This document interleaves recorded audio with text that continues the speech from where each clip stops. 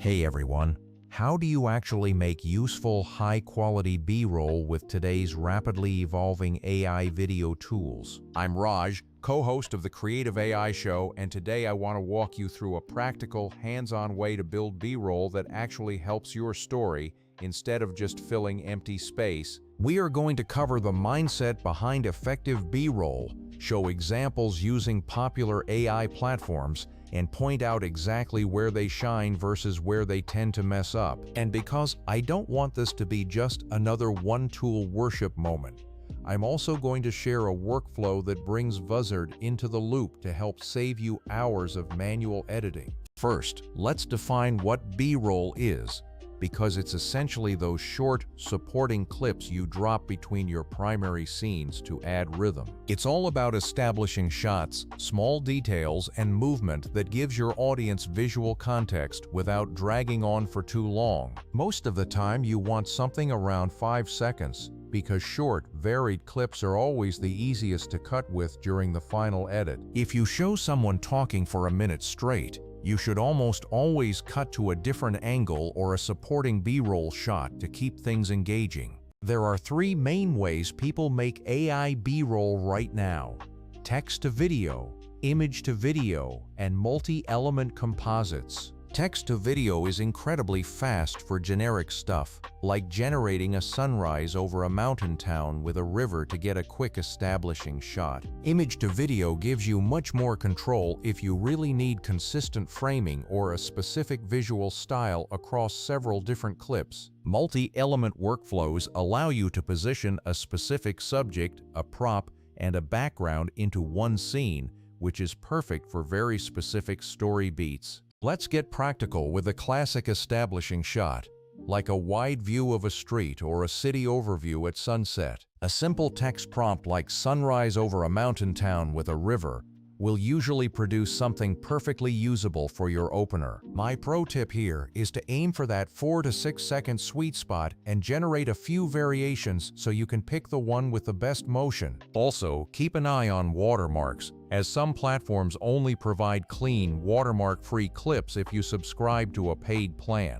Next is the medium shot, which is your primary story builder, like a restaurant scene or a mid-street view where the action happens. I personally like using tools that allow you to craft a horizontal image, dial in the composition, and then animate it from there. Try several middle-distance variations, like a busy street or an outdoor cafe.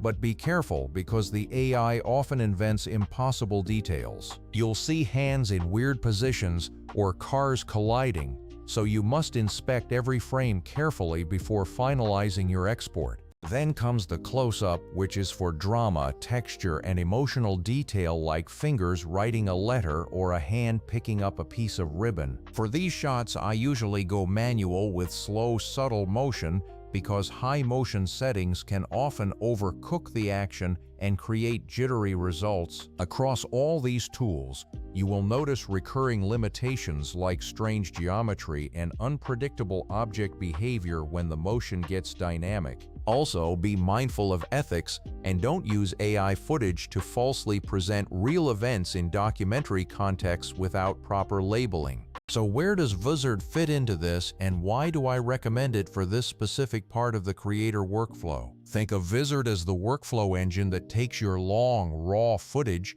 and turns it into a steady stream of shareable moments. Instead of manually chopping a 2-hour podcast and guessing what will go viral, Vizard's AI auto-edits and finds those key moments for you. It picks highlight clips, trims them into ready-to-post pieces, and can even auto-schedule your posts across multiple platforms. Combining generative B-roll with Vizard solves the biggest pain point, which is stitching dozens of short AI clips into a consistent posting pipeline. With Vizard, you can upload your long video, let it find cuttable highlights, drop in your AI B-roll where needed, and then schedule the final result. No more bouncing between 3 different platforms and a spreadsheet trying to remember which clip goes live when. It doesn't try to be the fancy scene synthesizer, it's the publishing engine that actually gets your stuff out there consistently. Remember to plan a shot list before you generate wide, medium, close-up, and keep each clip short for better rhythm. Always generate multiple outputs for each prompt. The winners are often hidden in the variations, and iteration is faster at lower settings. Finally, import your good AI B-roll into Vizard alongside your original interview to create polished, high-quality social clips. B-roll should serve your narrative rhythm, so use it to hide cuts, change the pacing, and hint at what's coming next in your story. If you've got questions about prompts, motion settings, or how to stitch AI B-roll into Vizard, drop them in the comments. If you want more creator-focused AI tips, make sure to stick around the channel because we drop new episodes every single week. Thanks for watching, and I'll see you in the next one.